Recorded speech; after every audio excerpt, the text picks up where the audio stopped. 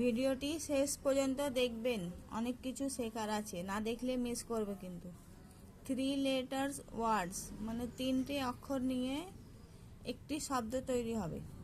যেমন CAT 3টে অক্ষর নিয়ে ক্যাট, এইভাবে cow, bus, red, mat, fun, mug, bed, top, pawn, lid, nap, kit, zip,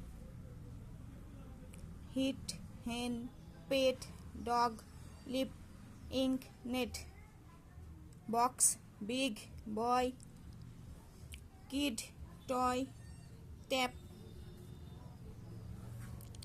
cup, cap, sun, pig, art, rat, and, heart, egg, fox, can, owl, man, bug, leg, pen, rat, net, jam, hat, top, wig, run, van, you, was, one.